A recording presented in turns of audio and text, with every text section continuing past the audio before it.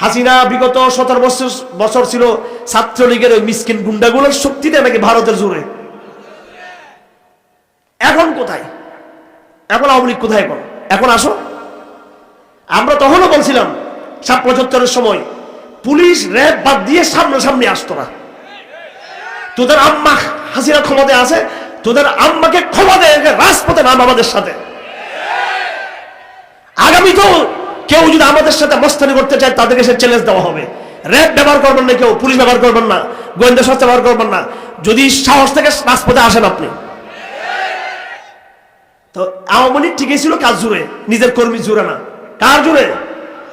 আমরা কথায় কথা বলি পুলিশের জুড়ে, র্যাবের জুড়ে। পুলিশ, র্যাব, আর্মি, বিডিআর, সেনাবাহিনী এরা কাদের জুড়ে হাসিনাকে টিকে রাখছিল? এদের পিছনে কে ছিল? বিদেশি শক্তি ছিল এদের পিছনে। দিল্লি ছিল, বেজিং ছিল, ওয়াশিংটন ছিল। আমাদের অনেক মুসলিম ভাইরা মনে করেছে জামাত নেতৃবৃন্দের ফাঁসি হবে না। আমেরিকা মানবাধিকার চায়, আমেরিকা গণতন্ত্রের কথা বলে, এটা হয়ে গেছে কিন্তু ঘটনা। কেউ রক্ষা করবে না আপনাদেরকে, আমাদেরকে কেউ। এই কথা প্রমাণ হয়েছে। বিগত আমলে ইসলামপন্থীদের ফাঁসি হয়েছে, যারা জিহাদের কথা বলে তাদেরও হয়েছে, যারা গণতন্ত্রের কথা বলে তাদেরও ফাঁসি হয়েছে। কিন্তু আপনি মনে করবেন না গণতন্ত্রের কথা বললে ওদেরকে খুশি করার জন্য আল্লাহ পাক বলেন ওয়ালান তারদা আনকাল ইয়াহুদ ওয়ালান নাসারা হাত্তা তাত্তাবিআ মিল্লাতাহুম। আপনি কাফেরদেরকে, আমেরিকাকে খুশি করার জন্য, ভারতকে খুশি করার জন্য যতই তাদের সাথে তাল মিলান না কেন, তারা জানে তোমাদের অন্তরে তৌহিদের বাতি আছে। ওরা তোমাদেরকে যতক্ষণ পর্যন্ত পরিপূর্ণ ইসলামকে ত্যাগ করে মুরতাদ হবে না, মুনাফিক হয়ে যাবে না, ততক্ষণ তারা তোমাকে আপন মনে করবে না। আমরা মনে করতেছি যে ভারতের সাথে তাল মিলালে, আমেরিকার সাথে তাল মিলালে আমরা ক্ষমতায় পৌঁছতে পারবো। হ্যাঁ, ক্ষমতায় পৌঁছবেন, আকাশে উঠবেন, পরে ধ্বাস করে পড়ে যাবেন একদিন। আর আল্লাহ যাদেরকে ক্ষমতায় নিয়ে যাবে, সাহাবায়ে কেরামদেরকে নিয়ে গেছেন কিনা? সাহাবায়ে কেরামদের ক্ষমতার পতন হয় নাই।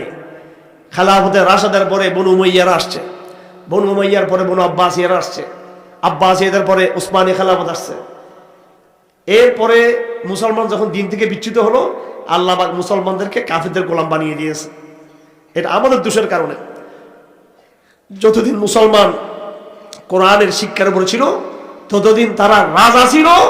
আর যখন থেকে মুসলমানরা এই মানবতাবাদ, ঘোড়ার ডিমের জাতীয়তাবাদ, ধর্মনিরপেক্ষবাদ বলা শুরু করলো, তুরস্ক থেকে শুরু হয়েছে এই ফাইজলামিটা। প্রথমে ইয়াং তুর্কি, আরো 100-150 বছর আগে থেকে।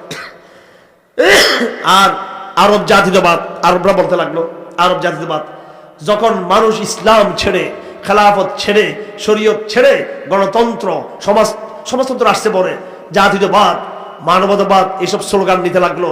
এবং শিল্প বিপ্লবের পরে মুসলমানরা যখন নাকি ব্যাপকভাবে বস্তুবাদকে যখন প্রশ্রয় দিল, তখন এই মুসলমানদের প্রশ্নতন্ত্র শুরু হতে লাগলো। আবার সেই মুসলিম উম্মাহ যখন ফিলিস্তিনে এবং খুরাসান, আফগানিস্তানে, আফ্রিকাতে, লিবিয়াতে, ইয়ামানে, আফ্রিকার প্রত্যন্ত অঞ্চল জুড়ে আবার যখন মুসলমান যখন ফিরে আসতো জিহাদের পথে, আবার তারা বিজয় লাভ করলো। কথা ঠিক না বেঠিক? আমার ভাইয়েরা, আমাদেরকে কোরআনকে আঁকড়ে ধরতে হবে। সম্মানের পথ এটা কোরআনের পথ, কোরআন যেভাবে বলা আছে। আমি কিছু আয়াত তেলাওয়াত করেছি। এই আয়াতগুলো উদ্দেশ্য হচ্ছে মুসলিম সমাজের মধ্যে দুটো ভাগ আল্লাহ পাক করে দিয়েছেন।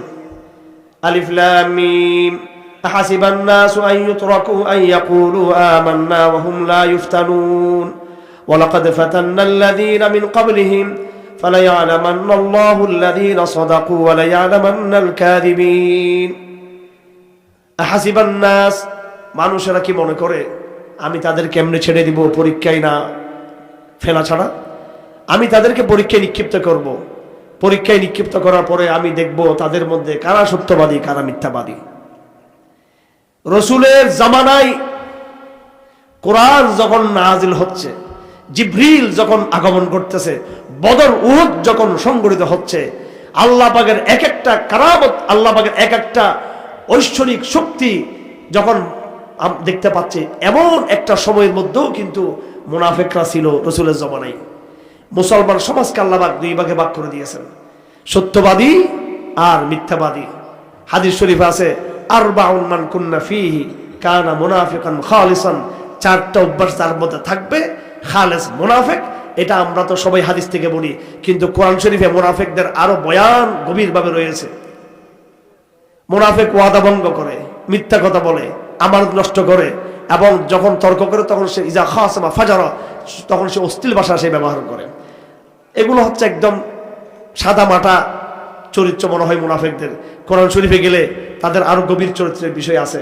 আমার ভাইয়েরা, আমি মুনাফিকদের আলোচনা শুরু করেছি জেল থেকে আসার পরে ব্যাপকভাবে। আমার নিজেই বুঝে আসছে, আগে আমরা মনে করতাম যে মুনাফিক নামে একটা শ্রেণী, এটা রসুলের জমানার মধ্যে ছিল, এরপর আর মুনাফিকদের কথা নাই। আমরা মনে করতাম শিরিকের বিষয় এটা শুধু আবু জেহেল আবুল আহাবের মধ্যে ছিল। আমরা মনে করতাম শিরিক শুধু কওমে নূহ, কওমে আদ, কওমে সমুদের মধ্যে ছিল। কিন্তু পরে আমাদের বুঝে আসছে কোরআন শরীফ ব্যাপকভাবে শিরিকের কথা বলেছে, কোরআন শরীফ ব্যাপকভাবে তাওহীদের কথা বলেছে, কোরআন শরীফ ব্যাপকভাবে বড় বড় মুশরিক রাজাদের কথা বলেছে, কবিলাদের কথা বলেছে, মুনাফিকদের কথা বলেছে। কেন বলেছে কোরআন? কিয়ামত পর্যন্ত এই সমস্ত ঘটনা বারবার নতুন নতুন রূপে ঘটতে থাকবে। শিরিক নতুন নতুন রূপে আসবে, কুফর নতুন নতুন রূপে আসবে, মুনাফিকি নতুন নতুন রূপে মুনাফিকি আসবে। মুনাফিকি দেখতে চান আপনারা? মুনাফিকি দেখতে চান? মুনাফিকি দেখতে চাইলে এক নম্বর, এই সমাজের মুনাফিকি প্রথম স্পষ্ট দেখতে পাবেন ফজরের নামাজে মসজিদের অবস্থা দেখে। ঠিক আছে? আল্লাহ পাক কোথায় এবার হারিয়ে ফেললাম নাকি? হ্যাঁ, পাইছি। সূরা নিসার 142 নম্বর আয়াত, ওয়াইদা কামু ইলাস সালাত, মুনাফিকরা যখন নামাজ পড়তে যেত, কামু কুসালা, এইভাবে দাঁড়াইতো নামাজের মধ্যে অলসভাবে মুনাফিকরা। তার মানে রসুলের জমানায় মুনাফিকরাও নামাজ পড়তো। মুনাফিকরা কি পড়তো? নামাজ পড়তো। এবং মুনাফিকদের যে সর্দার ছিল, ওরও তো আল্লাহ কত ভাষ দেওয়া দিয়েছে কোরআন শরীফে। মুনাফিকদের সর্দার নাম কি? আব্দুল্লাহ ইবনে উবাই ইবনে সুলুল, যার সন্তান কিন্তু সাহাবী ছিল, সে কিন্তু মুনাফিক ছিল। এই মুনাফিকদের নেতার কাজ কি ছিল জানেন? মসজিদে নববীতে জুমার দিন আল্লাহর রসুলের ঐতিহাসিক মুবারক খুতবার আগে উদ্বোধনী ভাষণ তিনিই দিতেন সবসময়। কথা বুঝেন নাই মনে হয়? কথা বুঝেন নাই? উদ্বোধনী ভাষণ তিনি দিতেন। কি বলতেন? ইয়া আইয়ুহান নাস হাযা নাবিয়্যুকুম ফানসুরুহু ওয়া আমিনু বিহি ওয়াত্তাকুল্লাহ। এগুলো ওয়াজ করতে সে, হে মদিনার লোকেরা, সাহাবারা, ইনি আল্লাহর রাসূল, আল্লাহকে ভয় করো, তার প্রতি ঈমান আনো, তাকে সাহায্য করো। এই মুনাফিক মৃত্যু এগুলো ওয়াজ করতে সে মসজিদের মধ্যে। এখন রাসূলুল্লাহ তারা ছাড় দিয়েছে কি জন্য? সামাজিক লিডারশিপ, সামাজিকতার কারণে। আমার ভাইয়েরা, কোরআন এমন একটা কিতাব, এটা কি আমরা জানি না আসলে, বললে অনেকে কষ্ট পাবে। যারা সাধারণ গরিব মানুষ সমাজের, বা সাধারণ মানুষ, শিক্ষিত সাধারণ সমাজের লোক, আলেম না, যারা সাধারণ মানুষ, সাধারণদের মধ্যে যারা একটু অশিক্ষিত বা কম পড়ে লেখা, তারা কোরআনকে মনে করে এটা তাবিজের কিতাব, একটা আস্তে একটা তাবিজের কিতাব। এটা একটা মা বাবার কবরে, আত্মীয় স্বজনদের কবরে হুজুরদেরকে ভাড়া করে আনা পড়ার জন্য, আর রমজান মাসে আরো কিছু হুজুর ভাড়া করে তারাবির নামাজ পড়ার জন্য। এই হচ্ছে গরিবদের কোরআন শরীফ। আর যারা দেশের কর্ণধার, এলিট শ্রেণী, তারা তো কোরআনকে প্রত্যাখ্যান করেছে, তারা তো কোরআন নাই তাদের মধ্যে। আমরা যারা ওলামায়ে কেরাম, আমরা এই কোরআনটাকে বানিয়েছি খুব সীমিত। মাদ্রাসায় জালালিন শরীফ পড়ার আগে কোন কোন মাদ্রাসা 10 পারা কোরআন শরীফ তর্জমা পড়ে, শাহনুল পড়ে শেষ, আরবি গ্রামার সাহিত্য এতটুকু। কিন্তু কোরআনের যে মূল যে দাওয়াতি বার্তা, একটা, আমি কথা দেরি করব না, স্বল্প সময় কথা শেষ করব। এই প্যান্ডেল থেকে যারা এখানে সভাপতি হয়েছি, একটা বার্তা বা মেসেজ নিয়ে যাওয়ার চেষ্টা করব। সাহাবায়ে কেরাম কোরআনকে চর্চা করেছেন, এই কোরআন দিয়ে তারা একটা রাষ্ট্র বিনির্মাণ করেছেন, একটা সভ্যতা বিনির্মাণ করেছেন। শেখ সাদি বলেন, ইয়তীমে কে না করদা কুরআন দুরুস্ত, কুতুব খানে চন্দ মিল্লাত বসুস্ত। একজন এতিম মুহাম্মদ ইবনে আব্দুল্লাহ সাল্লাল্লাহু আলাইহি ওয়াসাল্লাম, যিনি ভালো করে পড়তে শিখেন নাই, লিখতে জানেন না, ইনি আগের জমানার হাজার বছরের বিভিন্ন বই, পুস্তক, সাহিত্য, ধর্ম, মতবাদ সবগুলোকে এক নিমিষে দুলিশাত করে দিল, ধুয়ে ফেলে দিল এই কোরআন শরীফ। কোরআন এটা কোনো শুধু বরকতের কিতাব না, বরকত অবশ্যই আছে, এক এক অক্ষরে বহুত বহুত নেকি, ছোটবেলা থেকে আমরা সেটা শুনেছি, কিন্তু শুধু নেকির জন্য আসলে কোরআন শরীফ আসে নাই। কোরআন এসেছে তৌহিদের দাওয়াতকে, তৌহিদের সমাজকে, তৌহিদের মসজিদকে, তৌহিদের ইবাদতকে, তৌহিদের রাজনীতিকে, তৌহিদের অর্থনীতিকে, তৌহিদের সভ্যতাকে, তৌহিদের রাষ্ট্রকে, খেলাফতকে প্রতিষ্ঠা করার জন্য কোরআন এসেছে।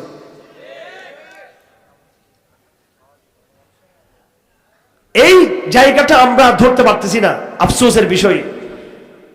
কোরআন এমন সমস্ত আলাপ আলোচনা আমাদের সামনে নিয়ে আসছে, যেই আলোচনাগুলো আনার উদ্দেশ্য হলো আগামীতেও কোরআন যা বলছে এই কথাই ঘটতে থাকবে।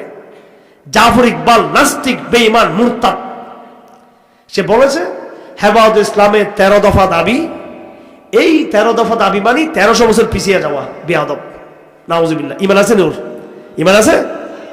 হেফাজত দাবি দিয়েছে কাদিয়ানদের নিষিদ্ধ করা, হেফাজত দাবি দিয়েছে আল্লাহ রসুলকে যারা গালি দিয়ে তাদের শাস্তি প্রয়োগ করা, হেফাজত দাবি দিয়েছে অশ্লীলতা বন্ধ করা, হেফাজত দাবি দিয়েছে সংবিধান থেকে অনিসলামিক ধারা প্রত্যাহার করা, হেফাজত দাবি দিয়েছে কোরআন বিরোধী রাজনীতিকে বাদ দেওয়া। এগুলো নাকি যারা বলবে তারা ব্যাকডেটেড, তারা পশ্চাৎপদ, 1500 বছর পিছিয়ে যাবে।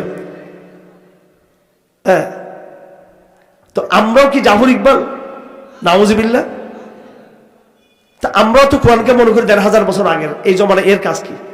নাস্তিকরা ডাইরেক্ট বলে আর আমরা ইনডাইরেক্টলি বলতে চাই আর কি। ভালো মতো যদি আপনি এটা বোঝার চেষ্টা করেন, আমি তো হুজুর, আলেম, দাড়ি টুপি আছে, রুমাল টুমাল আছে, যারা স্কুল কলেজের ছেলেরা আছেন তাদেরকে বলতে চাই,